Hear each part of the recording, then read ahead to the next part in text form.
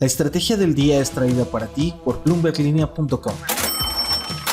Muy buenos días. Bitcoin logra el hito que todos esperaron por años, superar los $100,000. Exploremos además la lógica detrás de la decisión del aumento de 12% al salario mínimo en México. ¿Qué nos dice el libro beige rumbo a la última decisión de la Fed en el año? Más comentarios de Powell sobre Trump. Y Mercado Libre hace una movida que levanta sospechas sobre sus intenciones de convertirse en banco. No olviden hacer clic al botón de seguir del podcast, activar la campana para que puedan recibir la alerta de un episodio nuevo cada mañana.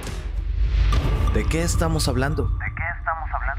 Bitcoin, la noche del miércoles 4 de diciembre, rompió por primera vez la barrera de los $100,000. Para los entusiastas y creyentes de esta criptomoneda a lo largo de toda su historia, este era el precio a alcanzar y que hasta hace un par de años parecía imposible, pasando por periodos de estancamiento y luego una oscura etapa que dañó la credibilidad del sector cuando fueron arrestados algunos directivos dueños de exchanges de criptomonedas. Luego su recuperación como activo de inversión ante la volatilidad del mercado y las tasas de interés que fueron colocando de nuevo al precio de Bitcoin en su camino a esta tan ansiada cima, y que los promotores del sí se puede ponían sus ojos de rayo láser en su avatar de Twitter, hoy X. Fíjense, pasó de valer 30 centavos en 2010 a incrementar su precio en la última década. Para 2011, el precio se incrementó en 1,317%. En 2013, la ganancia fue de 5,428%. En 2017 se iba moderando con ganancias del 1,375%. Creo que por ese año, además, fue su mínimo histórico en cuanto al precio. Y para 2022 se desplomó un 64%. Luego en 2023 subió 157% y bueno, este año 2024, uno de los mejores en su historia, si no es que el más. ¿Qué le terminó de dar ese súper empuje a Bitcoin para rebasar los $100,000? Dos factores importantísimos este año: los ETF de Bitcoin, respaldados por las grandes gestoras de fondos como BlackRock y Fidelity. Y segundo, definitivamente, la victoria de Donald Trump en las elecciones del 5 de noviembre.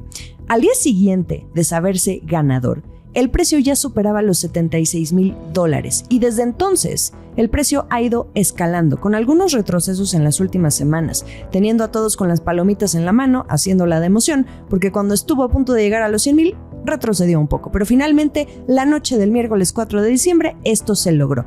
Sobrepasando este hito, Bitcoin ya amplió su ganancia en 138% en lo que va de 2024. Trump, como candidato presidencial, prometió darle un impulso a esta industria en Estados Unidos, desde nombrar reguladores afines a las criptomonedas, crear una reserva estratégica nacional de Bitcoin, así como la creación del primer cargo en la Casa Blanca relacionado con el mercado de las criptomonedas. El último boost lo pudo haber dado incluso la noticia que se dio a conocer horas antes. Esa fue que Trump quiere a Paul Atkins al frente de la SEC, la Comisión de Bolsa y Valores. Atkins es un entusiasta de las criptomonedas. Después de esto, Bitcoin subió más de un 3% hasta los $99,226. Y ya solo era cuestión de estar pegado al teléfono o a la terminal de Bloomberg para ver en tiempo real en qué momento se cruzaría ese umbral. El hecho de que Bitcoin haya lograr llegar al precio de los $100,000 marca la siguiente fase en su rally alcista, que ahora parece ser más resistente.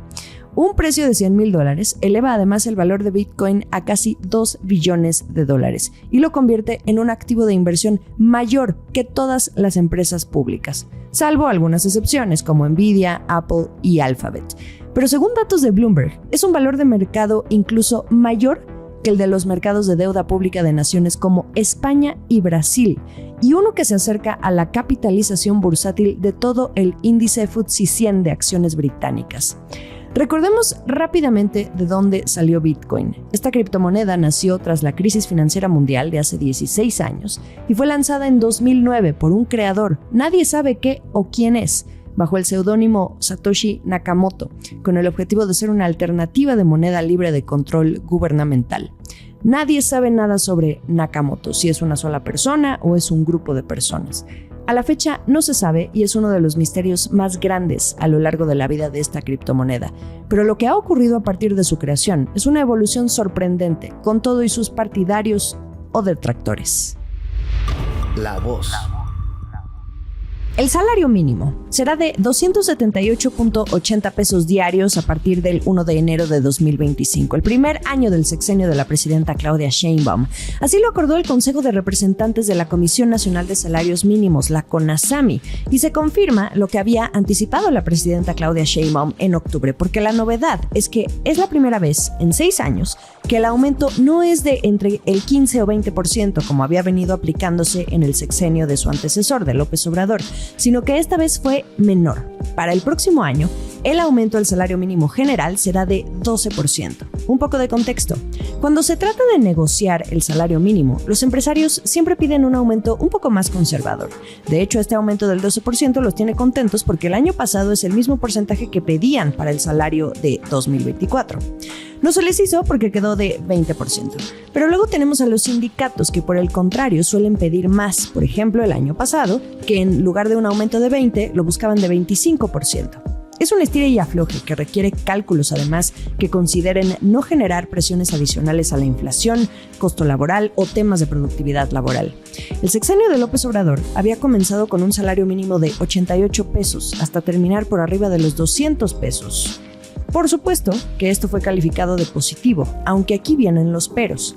Hace justamente un año, literalmente, tuvimos para este podcast las palabras de Luis Munguía, presidente de la CONASAMI, quien nos decía que el impacto de subir una vez más el salario mínimo en 20% tendría un impacto menor en la inflación a lo largo del año. Sin embargo, quedaba una interrogante.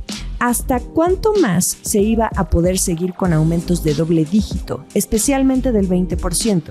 Munguía nos decía que sería cada vez más difícil y que pronto se tendría que ver un nivel óptimo. Bueno, exactamente un año después de comentarnos esto, el aumento se mantiene de doble dígito, pero ya no del 20, sino del 12%, acordado por los empresarios, sindicatos y el gobierno. La presidenta Sheinbaum, en la conferencia matutina del miércoles, argumentó de todas maneras que era más de 3 veces lo que se tiene estimado para la inflación en 2025, que recordemos la proyectan en 3.5% al cierre de ese año que está por llegar. Su objetivo es que el salario mínimo represente 2.5 canastas básicas al final de su sexenio en 2030. Y digamos que con el aumento anunciado para 2025 vamos en 1.85 canastas básicas. Tenemos también la opinión de la aún subgobernadora Irene Espinosa, con quien pudimos platicar al inicio de esta semana y aprovechamos para preguntarle justamente sobre los aumentos al salario mínimo. Y ella abordó otro punto interesante. Desde su punto de vista, el incremento acumulado del salario mínimo sí empezó a generar mayores presiones sobre la inflación, pero lo que no se incrementó fue la productividad laboral. Por ello consideró que sería mejor un aumento más moderado, justo como el que propuso Sheinbaum, aunque de todas maneras sigue siendo muy importante a doble dígito. Volvamos a escuchar lo que nos dijo sobre este tema en la entrevista completa, que además pueden consultar en el episodio del 3 de diciembre. Definitivamente en los últimos años el incremento acumulado del salario mínimo pues ya más recientemente pues sí empezó a generar mayores presiones sobre la inflación, sobre el consumo. Entonces realmente y sin discutir el tema de justicia social, creo que el punto es que en todos estos años se incrementó el salario mínimo y no se incrementó la productividad laboral. De hecho, la productividad laboral decayó de manera importante. Entonces, creo que es en términos de las presiones inflacionarias va a ser mejor un incremento más moderado, como lo que mencionó la presidenta recientemente, pero todavía es un incremento muy importante, a doble dígito. Entonces, con el fin de prevenir que estos incrementos se traduzcan en incrementos a los precios de los consumidores, pues sería deseable el poder trabajar en cómo incrementar la productividad laboral, de tal forma que no solo sean aumentos en costos, sino que también generen ganancias en términos de la producción. Entonces, bueno, ojalá que hayan medidas que acompañen en términos de la productividad, sobre todo, pues, por ejemplo, en el sector servicios, ¿no? Sabemos que en el sector de manufacturas hay mucha oportunidad de la tecnificación, de la sustitución de procesos por tecnología, pero hay otros sectores en donde no. Entonces, sería importante el que en esos sectores, sobre todo, se pudiera aumentar la productividad laboral de tal manera que se traduzca también en ganancias y que neutralice el impacto en inflación. Recapitulando, el aumento al salario mínimo general es de 12% y queda en 278.80 pesos diarios a partir del 1 de enero de 2025. En el caso de la zona libre de la frontera norte, en los 45 municipios de esa zona y que están ubicados en los estados de Baja California, Sonora, Chihuahua, Coahuila, Nuevo León y Tamaulipas, también es de 12% y sube a 419.88 pesos diarios. Los salarios mínimos profesionales, donde se encuentran oficios como el de albañil, mecánico, soldador, entre otros, también se incrementaron en 12% para 2025. Esto es el dato del día. Ayer se publicó el libro Beige de la Fed en Estados Unidos. Este documento que se publica 8 veces al año y que nos permite obtener un escaneo de la actividad económica por sectores en los diferentes distritos. Una información proporcionada por las instituciones y empresas que colaboran con el Banco Central y que permite saber por dónde pueden ir las decisiones de política monetaria acorde a los datos que arroja. En esta ocasión, el libro Beige muestra que las empresas confían en las perspectivas de la demanda. La actividad económica aumentó ligeramente en noviembre tras registrar pocos cambios en los meses precedentes y por ello se dejan ver más optimistas. El informe añade que, aunque el crecimiento fue en general pequeño, las expectativas de crecimiento aumentaron moderadamente en la mayoría de las geografías y los sectores, además de que el gasto de los consumidores se mantuvo en general estable. Los distritos de la Fed informaron además que la inflación aumentaba solo modestamente y las empresas tenían más problemas con los costos más elevados a medida que los consumidores se volvían más exigentes con los precios. Ya ven que hablábamos de esto el lunes poniendo como ejemplo el comportamiento de las personas durante el Black Friday. Respecto al empleo, los empresarios esperan un crecimiento estable y modesto. Todo lo anterior, junto con los datos del gobierno, va a ayudar a dar forma al debate entre los miembros del Comité Federal de Mercado Abierto, encabezado por Jerome Powell, que tomarán su última decisión de política monetaria del año el próximo 17 y 18 de diciembre, cuando discutan si deben bajar el rango de la tasa de referencia por tercera vez. A propósito de Jerome Powell, ya ven que hace poco se le notó muy firme y estoico en su respuesta a la pregunta de si se haría a un lado del cargo como pudieran sugerirle a Trump sus asesores. Ayer nuevamente dejó claro que está restando importancia a las perspectivas de la tensión con el gobierno entrante y dice que espera llevar una buena relación. El último sorbo. Un movimiento de Mercado Libre levanta sospechas de su posible intención de ser banco. Mucho ojo a lo que está haciendo esta empresa en Argentina, donde empezó la historia de este gigante del comercio electrónico en América Latina y que, bueno, desde que ofrecen servicios financieros andan imparables en todos los mercados en los que están, incluyendo estrategias de comunicación muy agresivas y hasta patrocinios por doquier. No han escatimado en el último par de años en este rubro. Pero bueno, yendo al grano, la posibilidad de que Mercado Libre comience a operar como banco en Argentina acaba de sumar un capítulo decisivo estos días. Eso es lo que dicen, al haber registrado ante el Instituto Nacional de Propiedad Industrial, el INTI, el nombre de Mercado Banco. Esto, pues, naturalmente, alimenta la expectativa de que este gigante que comanda Marcos Galperín oficialice su entrada al sector bancario tras haberse convertido en uno de los jugadores de peso del ecosistema financiero, con su brazo encargado de esto, que es Mercado Pago, otro de los fuertes rivales a vencer para las empresas de este giro en la región, y donde, por ejemplo, en México, la competencia arrecia, aunque digan que hay mercado para todos. Se trata de un paso que la empresa ya dio en Brasil, mientras que en México, recuerden que también ya solicitaron la licencia bancaria.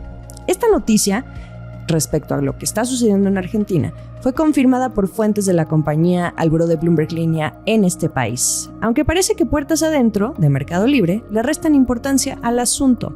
El registro de marcas, según argumentan, obedece a una práctica habitual para la protección de identidad corporativa. Incluso remarcan que en la misma solicitud se deja constancia de que el objetivo de la misma es la protección de marca y no su uso, y subrayan que de momento Mercado Libre no solicitó ni inició ningún proceso para obtener una licencia bancaria como tal. Por todo esto, sostienen que de momento no hay ninguna definición sobre el camino a seguir o los plazos. Pues quién sabe, pero de que ya está registrado, ya está, para el día que simplemente quieran apretar el botón de encendido. Déjenme decirles que esto tampoco es algo fuera de lo usual. Es verdad, otras empresas gigantes de la tecnología ya lo han hecho. como Uber en México, que ya tiene una licencia de institución de fondos de pago electrónico, una de las figuras que permite la hoy obsoleta ley FinTech. No es que Uber vaya a convertirse pronto en un banco en México, pero de esta forma, como argumenta Mercado Libre, se protegen, pero también es un por si acaso, por si un día se levantan y quieren ser banco. Ya como dato cultural, la última vez que el Banco Central argentino otorgó una licencia de este tipo fue en julio de 2020, en plena pandemia. ¿Y saben para quién fue? Para Open Bank Argentina, el banco 100% digital de Santander, que por cierto, quien lideró ese proyecto en ese país fue Federico Procaccini, quien se pasó de Mercado Libre a Santander.